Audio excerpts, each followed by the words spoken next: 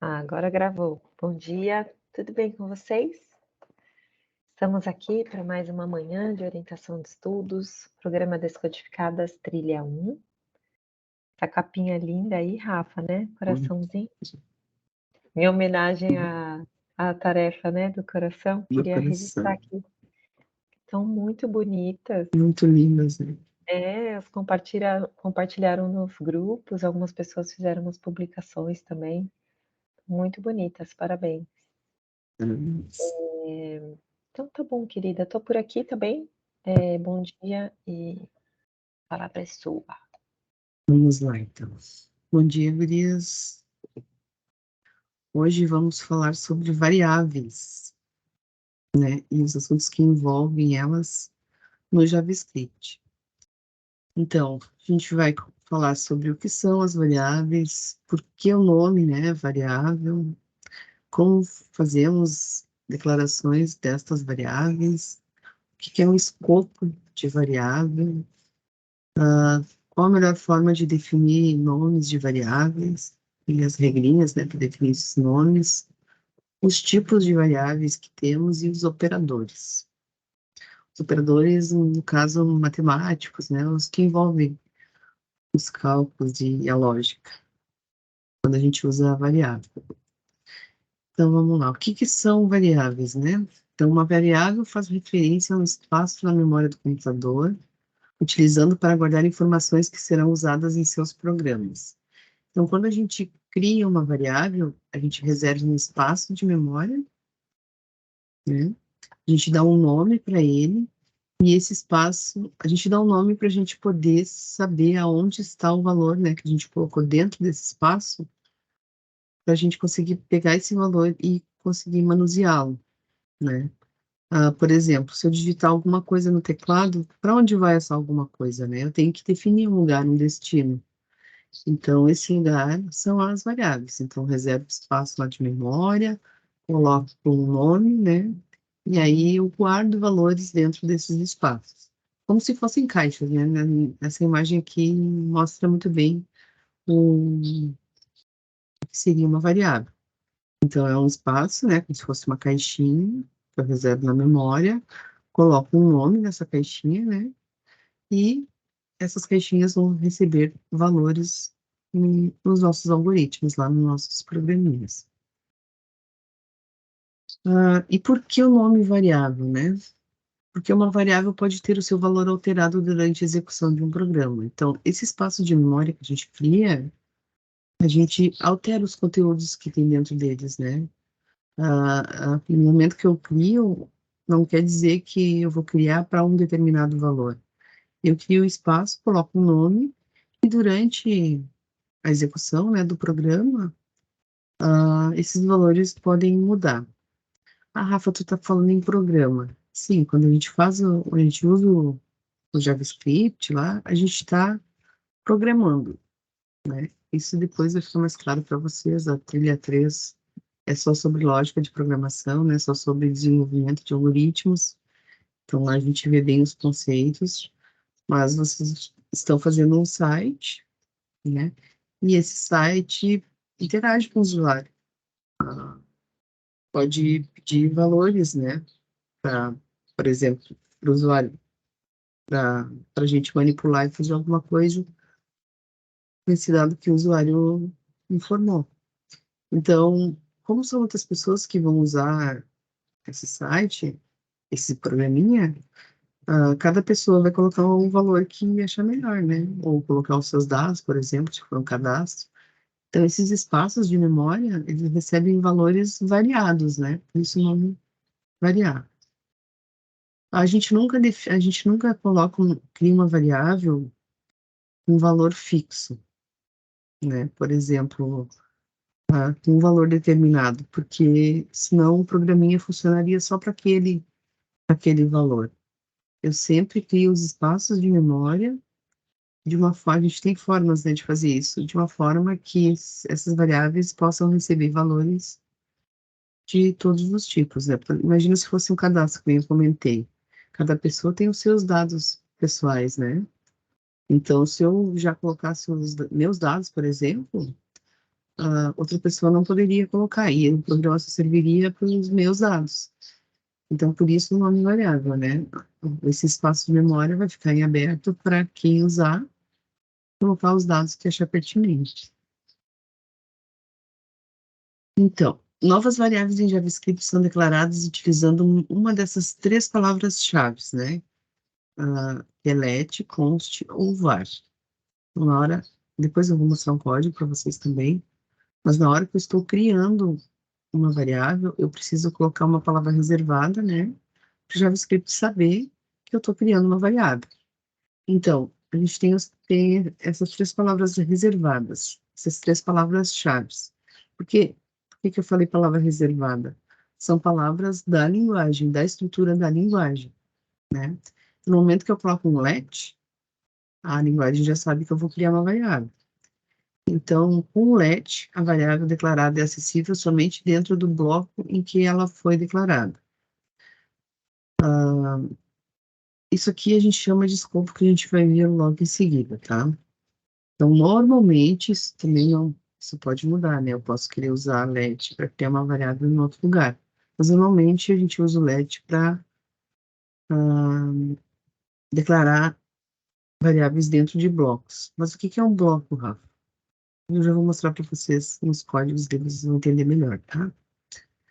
O const permite que você declare variáveis cujos valores não são modificados. Ah, Rafa, mas tu acabou de falar que variável varia o valor.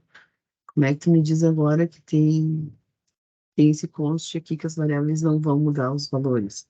Porque são os tipos de variáveis, né?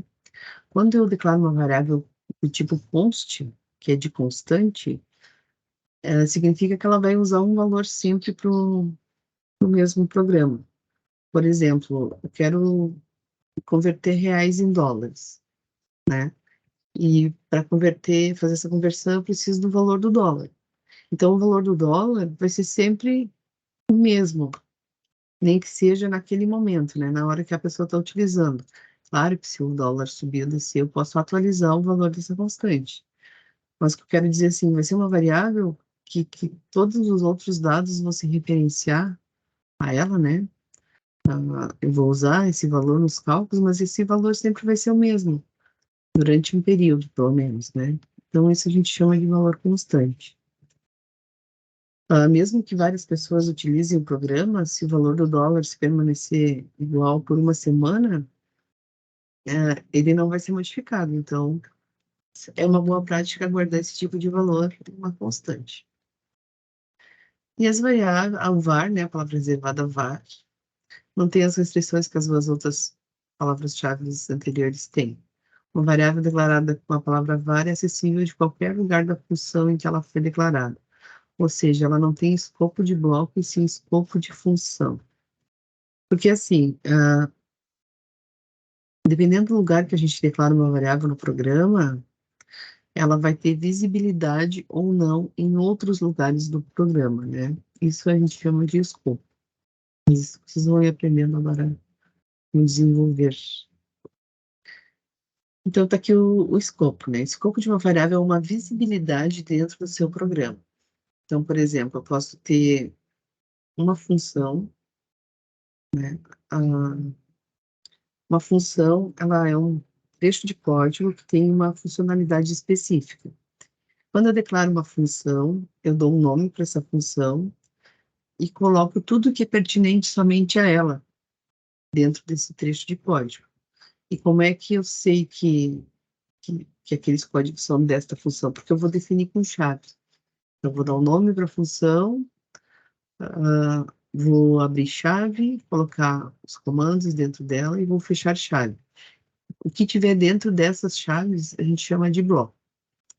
Então, as variáveis dentro de um bloco não são visíveis em outras partes do programa, né? Então, por exemplo, aqui só dentro de uma função, aqui dentro de algum outro trecho do programa, uma função maior, que tem outras funções dentro, por exemplo, né? Então, aqui somente uma função viria, se a gente fosse colocar, aqui algumas somente viriam, não todas, e o global seria uma variável declarada no lugar que todo código, todo programa enxergaria, tá? Isso é o escopo de variável.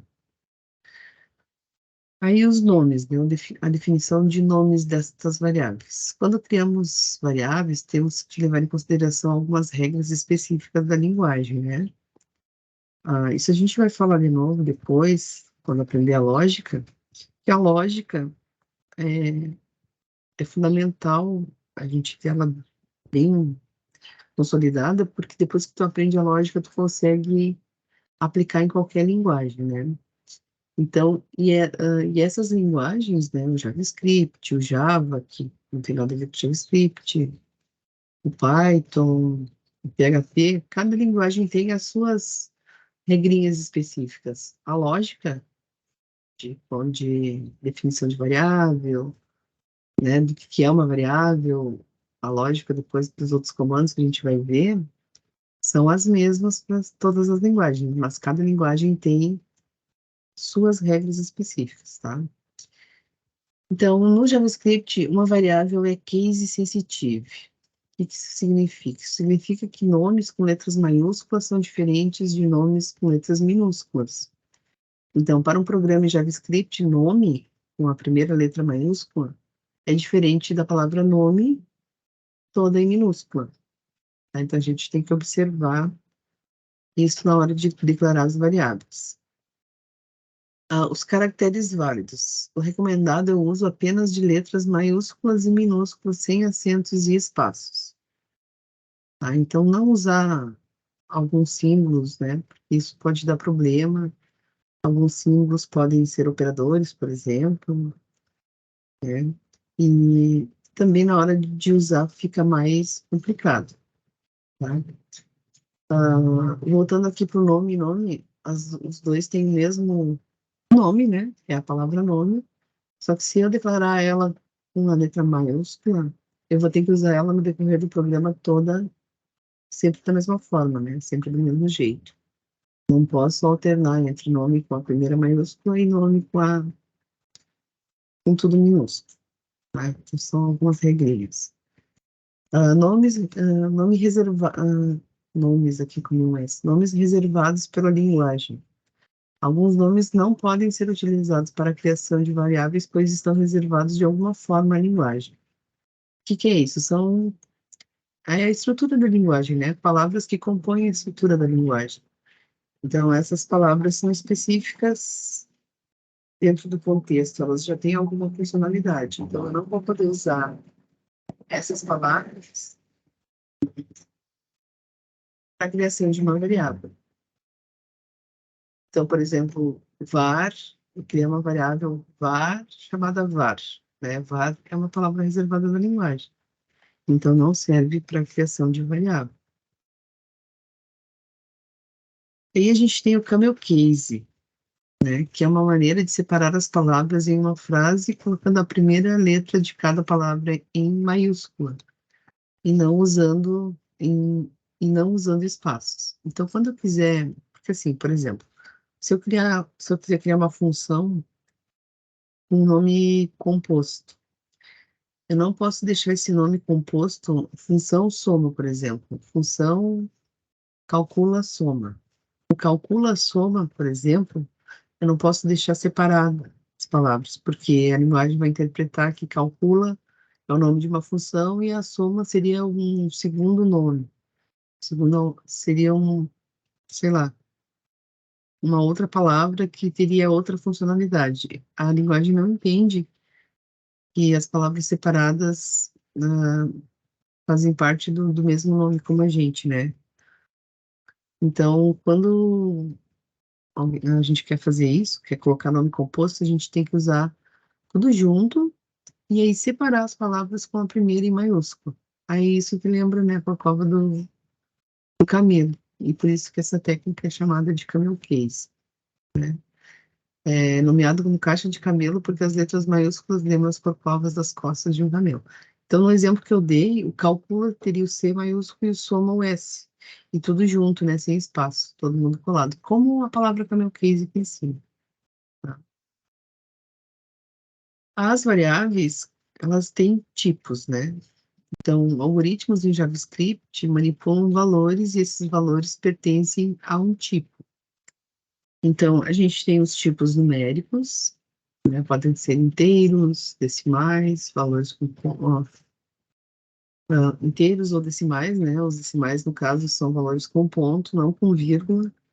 E quando eu coloco uma vírgula na linguagem, ele entende que eu quero separar alguma coisa. Então, quando eu quero escrever 20,2, eu vou escrever 20,2.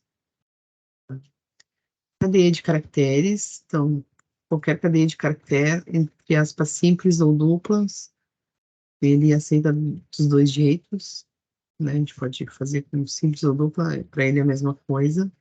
Mas sempre que eu for definir, que eu for usar um caractere, tem que estar entre aspas, ou simples ou duplas. Os tipos booleanos são as palavras true para verdadeiro e false para falso. Então, o tipo booleano retorna ao verdadeiro ou falso. Se a gente quer saber, por exemplo, se um valor está contido num intervalo, então, eu posso usar o tipo booleano para me retornar verdadeiro ou falso, né? Está contido ou não está contido, sim ou não. Um valor nulo que representa a ausência de um valor, então eu posso criar uma variável e dizer que ela é null, né? Que ela não tem nenhum valor ainda. E quando eu só crio a variável e não especifico nenhum tipo para ela, ela me retorna undefined. Então, normalmente indica uma variável não inicializada, né? Sem nenhum valor. Os operadores. As variáveis, elas manipulam operadores para a gente desenvolver a lógica, né? Então, os operadores, por exemplo, são operadores matemáticos. Então, são os operadores que permitem a realização de operações aritméticas sobre as variáveis. Por exemplo, se eu quero um programa que calcula uma média, né, a média dos alunos, já que a gente está terminando o semestre aqui, quero fazer a média dos alunos. Para calcular a média, eu vou usar operadores matemáticos, né? Então, bem tranquilo, uma soma, a adição, subtração, multiplicação, divisão. O operador de porcentagem, ele retorna o resto em um cálculo. Por exemplo, a divisão, quando a gente divide um número para o outro, ela nos dá como resposta o quociente, né? Vou lá pegar, por exemplo, 4 dividido por 2, o resultado que a divisão mostraria na tela seria 2. Se eu usar o operador de porcentagem, por exemplo, que 4% 2, a resposta que retornaria na tela, né, sei lá, no programinha, seria o resto. Então, seria 0. 4 dividido por 2 é 2, o resto, 0. Então, o percentual é usado para retornar o resto de um cálculo. Por exemplo, se eu quero saber se o número é par, né? Como é que eu sei que o número é par? Ele é divisível por 2, se o resto for 0, ele é par. Então, nesse tipo de situações, eu uso um operador de porcentagem ou mod também. Tem a palavra mod, que é faz a mesma coisa que o operador por cento. E a igualdade, né? Que no caso dos matemáticos, quando a gente usa a igualdade, ela não é igualdade, ela é atribuição. Em seguida a gente vai ver como é que é a igualdade no JavaScript. Mas quando eu uso assim, eu estou declarando uma variável, por exemplo, var número igual 1.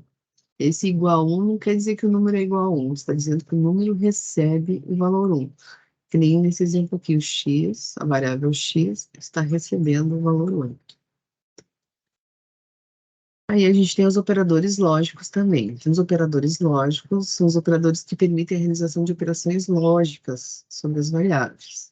São normalmente utilizados em comandos condicionais, como if, e repetições, como o while. São aplicáveis a valores booleanos, né, que é o true e false que a gente viu, e seu resultado também é um booleano. Então, a gente tem três operadores lógicos, o e, o ou e a negação. Eles têm uma regrinha, né? É que isso aqui vai fazer sentido depois quando a gente vê os condicionais, quando vocês verem os condicionais. O que é o condicional? É uma condição que a gente coloca dentro do código. Essa condição pode te dar duas opções. Ou executar um determinado trecho de código, ou executar outro, como se fosse um Y, assim. O programa vem executando, chega no momento que ele vai ter que tomar uma decisão. Ou ele executa A programas, ou ele executa B programas, não.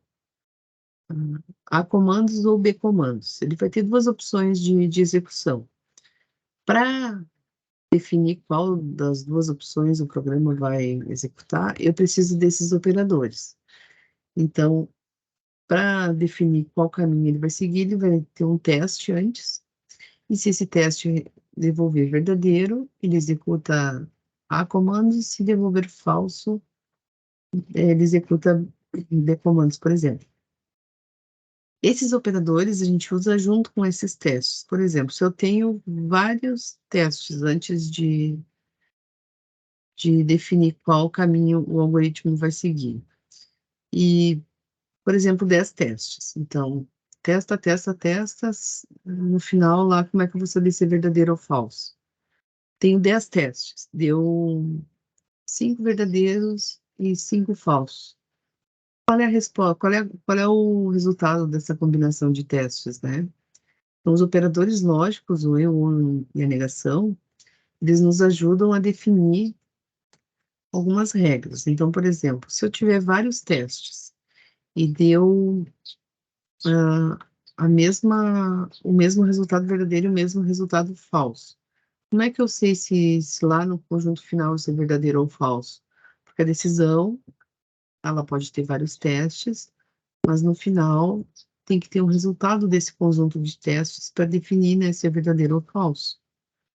Então, só com os testes a gente não consegue, a gente precisa usar esses operadores junto para definir, porque eles têm regras.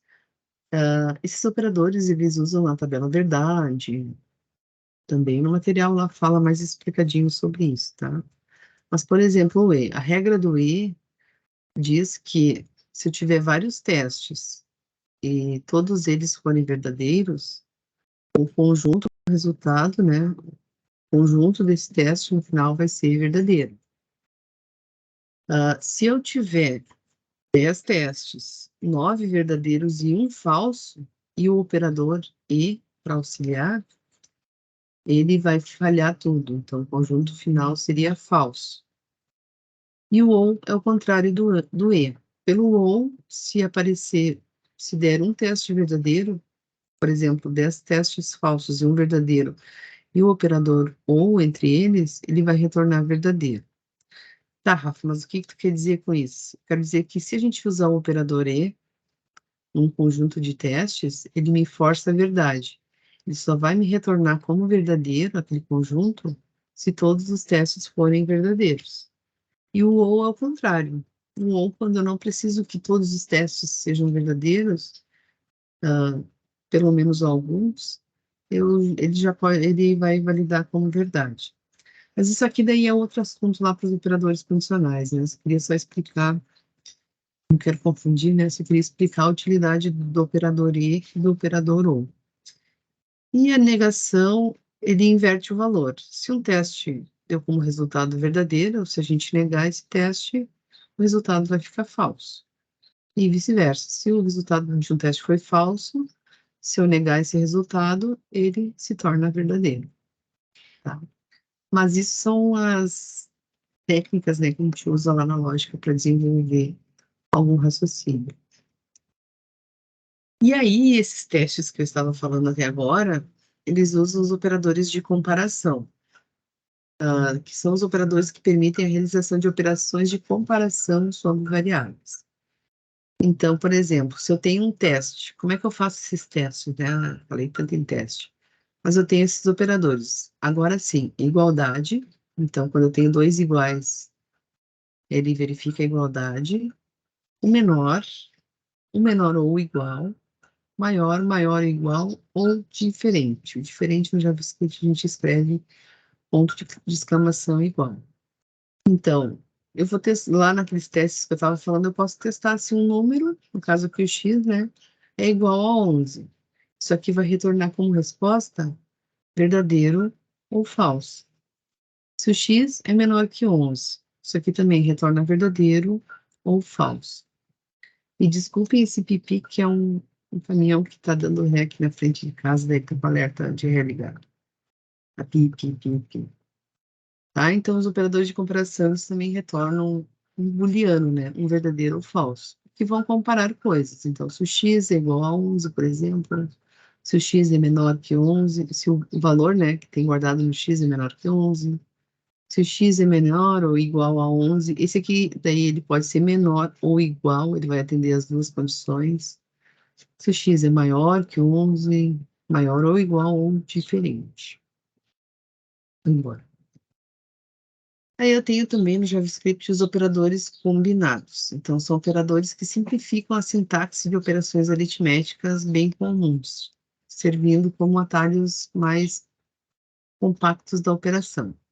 Então, assim, esses operadores, eles no início, quem está começando, eles podem confundir, tá? Mas eu posso continuar usando a forma alternativa sem problema nenhum.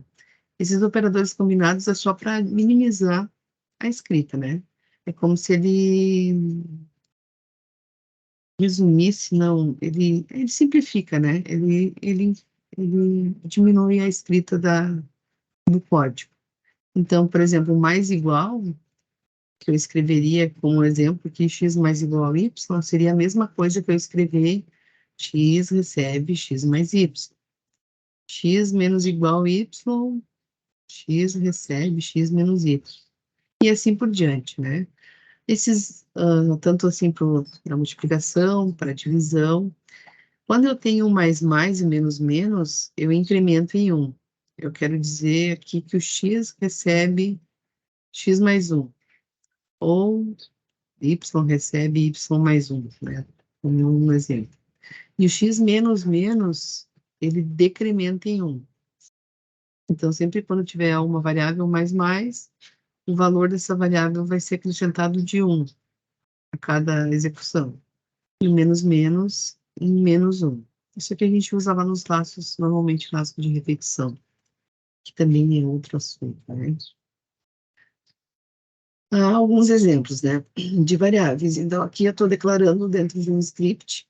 Então, relembrando, né, quando eu quero colocar um JavaScript dentro do HTML, eu tenho que usar tag script ou criar um arquivo JS separado, né?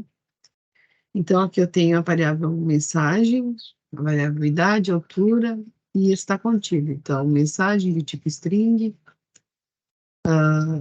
entre aspas, né?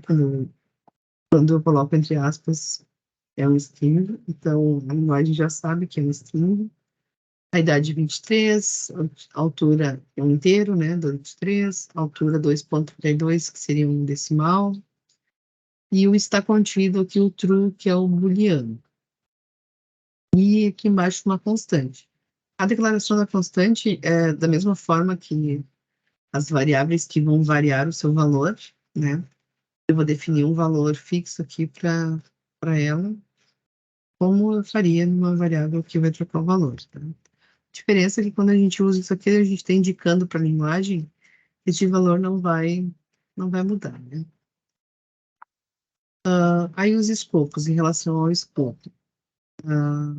Eu tenho aqui uma variável chamada minha variável global, que recebe 10. Essas são as funções que eu estava falando, para quem não conhece, né? A palavra reservada da linguagem function e o nome da função, que no caso aqui é func1. Aí eu tenho a função, né, com o seu nome. Esses parênteses aqui, depois vocês vão ver para que serve, que a gente usa para passar valores para a função, mas aqui no momento ela está sem valor nenhum. E a chave, abre chave e fecha chave. Então, isso aqui é o bloco, né, que eu estava falando antes. Então, tudo que tiver entre essas chaves pertence somente à função 1. Então, por exemplo, aqui, console minha variável global. Eu consigo usar essa variável porque ela está declarada lá fora e com a palavra reservada var.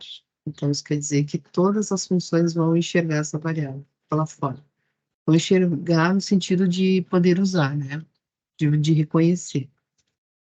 A função 2 também, a função 3 também, e mesmo fora de uma função, também essa variável vai poder ser acessada. Então, Uma variável global pode ser acessada de qualquer parte do programa. No fim das contas, lá vocês vão ver quando a gente cria um programinha, viram só em funções, né? A gente cria várias funções.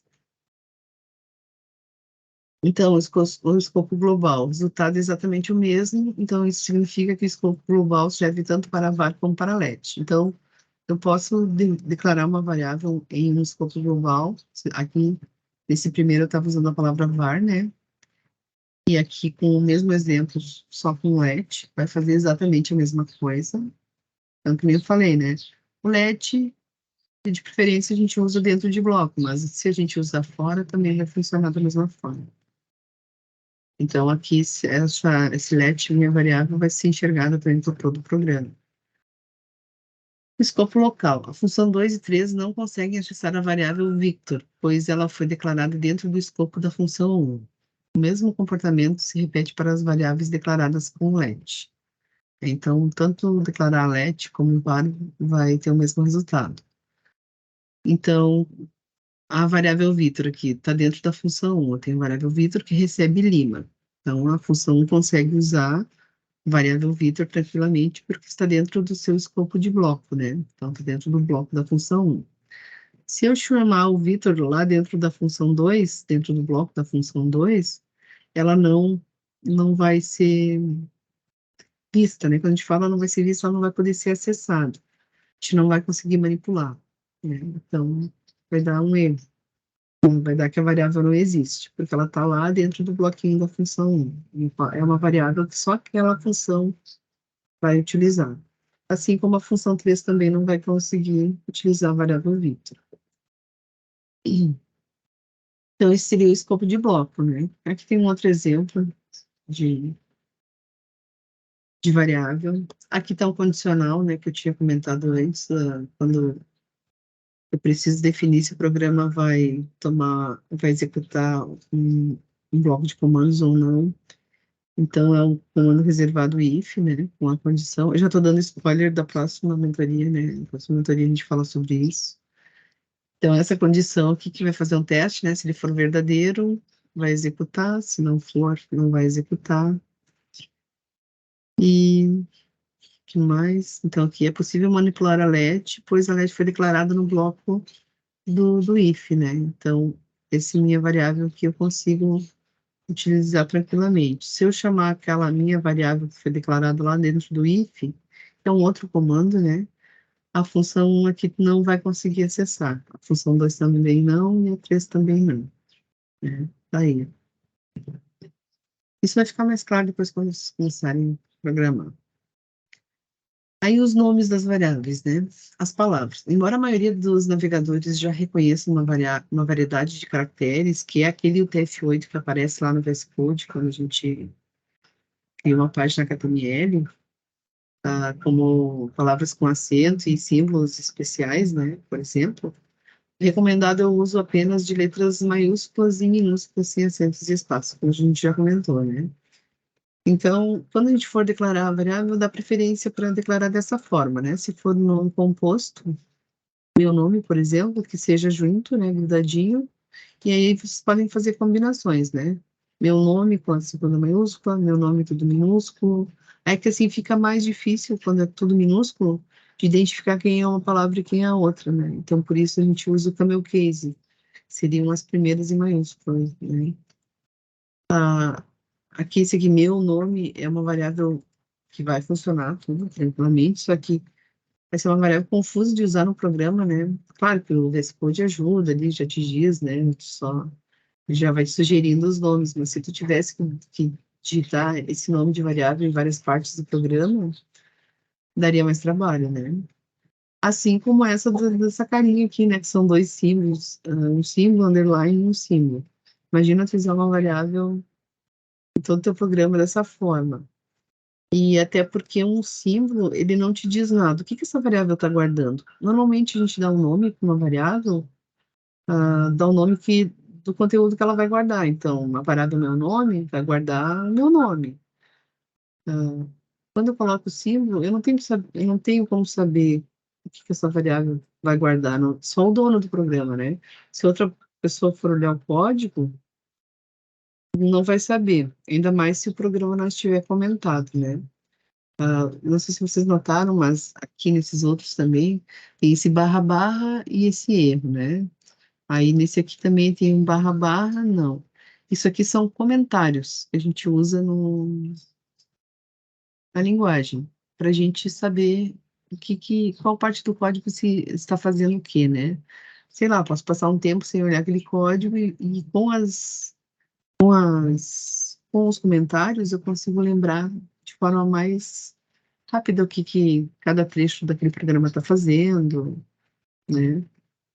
E, enfim, é uma ótima prática a gente deixar sempre o código comentado para a gente e para outra pessoa. Imagina se tu está numa empresa e desenvolver um programa lá. Tu usa a tua lógica ali na hora, né? Tu sabe exatamente o que cada parte do teu programa, do teu site faz.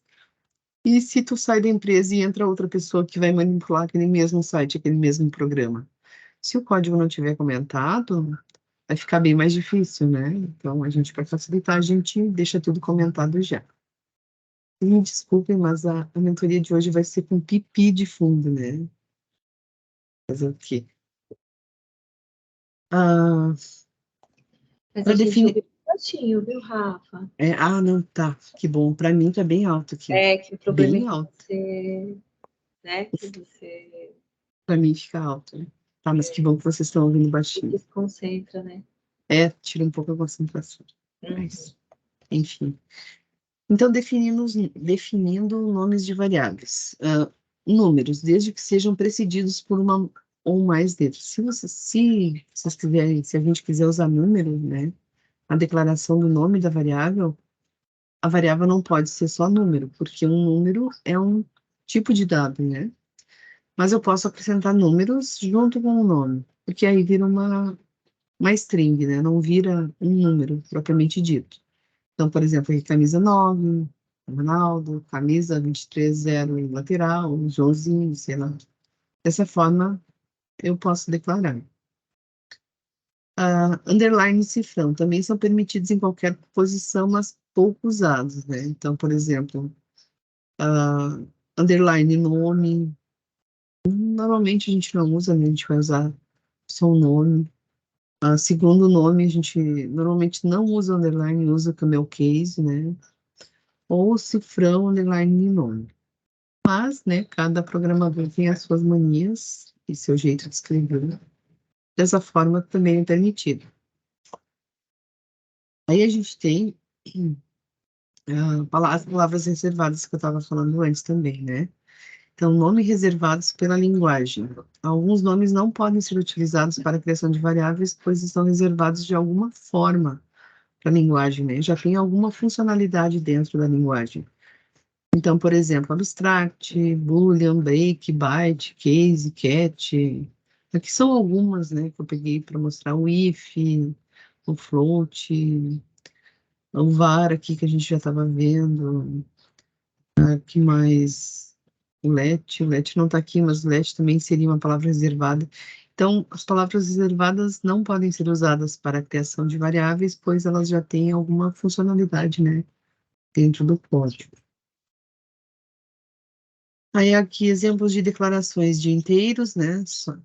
É só colocar o número que a variável vai receber. Os decimais, que eu comentei com vocês que usa ponto, né, e não vírgula. Isso aqui, tanto negativo como positivo, né? Vocês viram que isso aqui não é um hífen, é um sinal de menos, né? Então, aqui menos 3, aqui menos 1034, ponto 32, né? Que é decimal. Os strings, né, que são cadeias de caracteres, sempre definidos com aspas, né, simples ou duplas, mesmo que sejam números, né, se eu usar entre aspas, ele se torna um string. Então, posso colocar aqui 1, 2, 3, 4, 5, 6, 7 ou 1000, mas se eu colocar entre aspas, a linguagem vai entender que é um string. Tá? Então, a gente tem que cuidar. Os booleanos, né, que recebem somente verdadeiro ou falso, então true ou false, mas se eu colocar o 1 ou 0, também vão ser identificados como 1 para verdadeiro e 0 para falso. Posso deixar também a variável sem valor, né? Eu não sei que valor essa variável vai receber agora, mas quero criar ela já. A gente pode deixar ela como null, né? Como vazia, tem tipo definido. E aí, é isso. Eu já ia pegar o embalo de outro, mas eu quero ainda mostrar um código, né? Que horas são? Já deve estar tarde. Falei bastante. As orientações lá no Moodle, né? E sigam nossas redes aí. Eu quero só mostrar um exemplinho de variável para vocês aqui. Coisa rápida. Para vocês terem, para vocês verem assim, mais ou menos como é que isso funciona. Deixa eu comentar aqui, assim. Tem algumas coisas que eu posso fazer. Nesse código HTML aqui, ó, eu tenho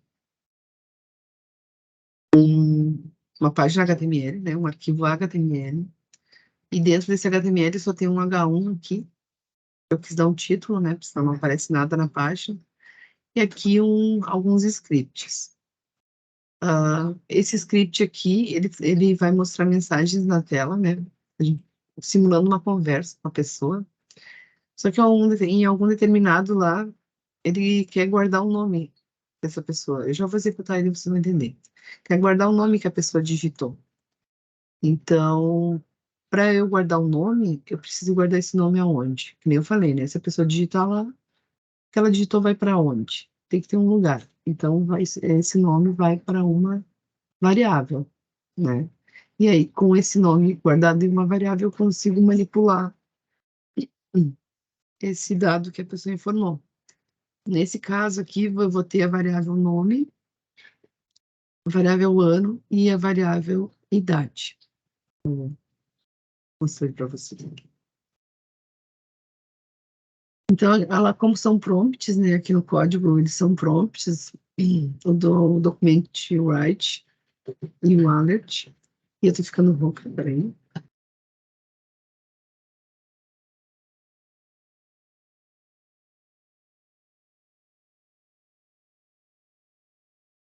Fiquei sem voz. Como são alertas aqui, né, e prompts para capturar valores, ele vai abrir várias caixinhas. Então, vamos conversar. Daí, como é um alerta, só dou OK.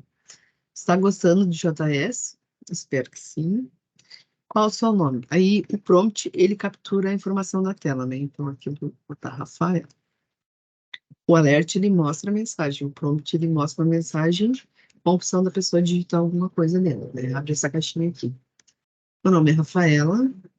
É um prazer te conhecer, daí um alerta também. É só uma brincadeira, né? Tipo, como a gente pode fazer com o usuário. Em que ano você nasceu? Agora eu vou entregar a minha idade aqui, 1946.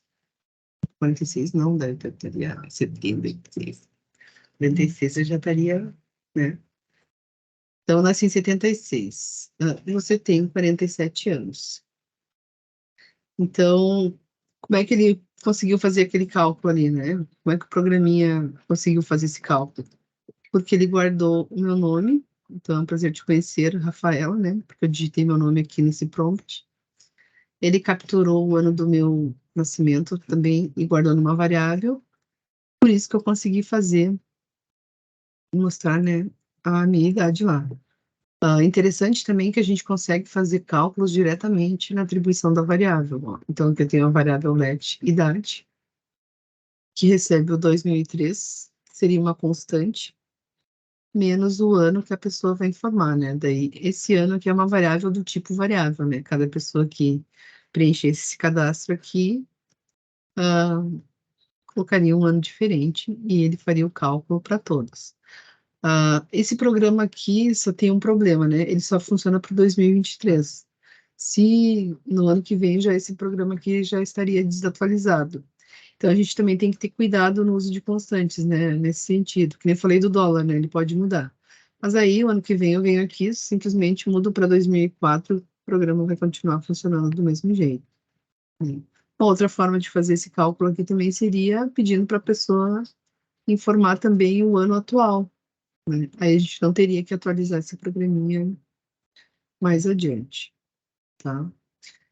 E aqui embaixo eu tinha colocado só um exemplo de duas variáveis recebendo dois inteiros e também fazendo um cálculo, né? Isso aqui seria a forma mais tradicional. de fazer um cálculo, mas a gente também pode fazer assim direto na variável. Esse aqui que tem o console log, vocês viram que não apareceu nada ali, né, de cálculo aqui. Então, deixa eu fazer aqui, deixa eu só cancelar, porque toda vez que a gente usa, esse é um problema de usar alert e prompt, né? Toda vez que a gente carrega ou altera alguma coisa, ele fica mostrando, mostrando, mostrando, mesmo que tu não queira ver. Então, quando eu uso aquele console log aqui, ele não mostra no site, né? Ele mostra no console. Quem é o console? O console, ele está dentro do DevTools, que é uma ferramenta do navegador.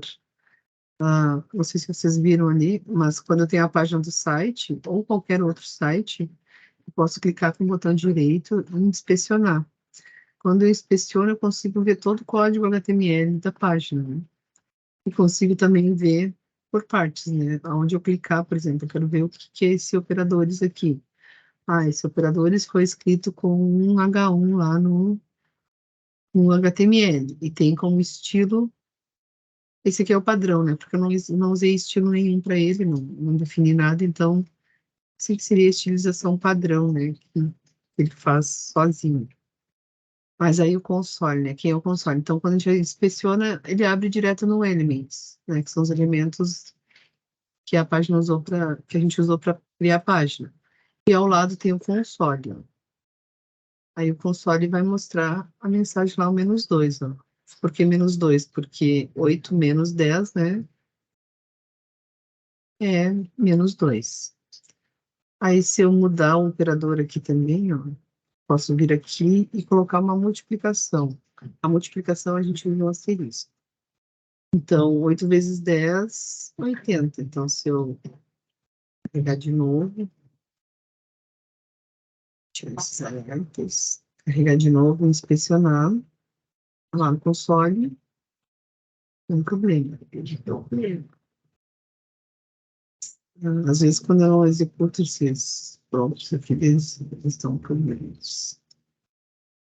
Tem qualquer valor aqui. E aí, aqui no console, 80. 8 vezes 10, né? 80. Só que daí eu estou mostrando só no console. Isso aqui o usuário não vê, né? O usuário vai ver se eu colocar dentro de uma variável para mostrar no site, ou usar como eu usei aqui em cima os prompts. Certo? Daí é isso. Pri, gurias. Nosso assunto de hoje. Introdução ao JavaScript aí, comentando sobre as variáveis. Esqueci que agora eu tenho um microfone. Eu tinha Sim. tirado que eu fui ali. Pronto, agora eu vou botar aqui. Tá muito chique. Tô chique. A Simone vai fazer uma pergunta, então vamos aguardar.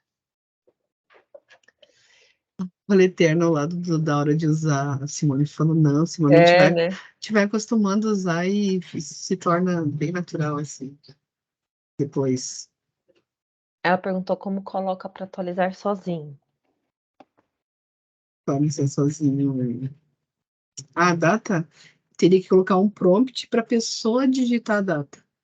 Aí, no ano que a pessoa estivesse, ela digitaria a data ali, que nem a pergunta do ano que eu nasci, né? Eu digitei o ano que eu nasci, tu digitaria o teu, o dela. E se eu pedisse o ano também, a pessoa digitaria o ano, eu guardaria numa variável e aí faria o cálculo com as variáveis. Não sei se você entendeu. Tá, ela falou. Tá. Tá, é ótimo. Ela entendeu. Tem mais ali, então. É. Enfim. Então, no site de vocês, que vocês estão finalizando, vocês podem colocar lá um alertinha já, né? Podem Ó o dar um golpe, oi, oi, ó o golpe. pessoas. Oi, pessoas, é o golpe, É, pessoal, da Rafa, é o golpe. Então, olha só, enquanto a Aline escreve aqui a mensagem, o material já está disponível, tá bom? Eu vou já colocar também a gravação. Não temos tarefas, né, Rafa? Até porque hoje começa o prazo para entrega, né, do código. Estava dando uma olhadinha ali, então Até dia 5 você tem para fazer entrega, tem então a entrega do código e do vídeo, né. Lembrando que você não precisa aparecer no vídeo, né, Rafa, só a tela, a apresentação do código, e a gente espera que você se inscreva, né, Rafa, para a gente poder apresentar eh, o Os seu trabalhos vídeo, né, o deles. seu site, o seu mostrar seu trabalho. Aqui as nossas apresentações são dia 6 e 13. É isso aí. Então a gente aguarda ansiosamente aí pelos vídeos, pelas inscrições, para a gente ter um encontro final, 2 encontros, né, de De encerramento apresentações. da trilha, bem legais. Ah, aí a Aline perguntou: "Então o JS tem uma maneira de criar códigos e com o DOM tem outro jeito, certo? Dessa forma podemos escolher um deles". É Aline, isso? o JavaScript, ele manipula o DOM. Então, através do JavaScript, a gente vai fazer manipulações no DOM. Isso a gente vai desenvolver na trilha 2, como fazer, né. O JavaScript, quando a gente tem o HTML, que não é uma linguagem, né, de programação, é uma linguagem de marcação. A gente faz as marcações dos espaços no site, o CSS vai dar a beleza, né, a estilização do site, e o JavaScript é a interação. Essa interação se faz através dos elementos, né, do DOM. Então, o JavaScript, ele interage, né, ele manipula o DOM. A gente vai ver mais adiante Tá sobre a bem.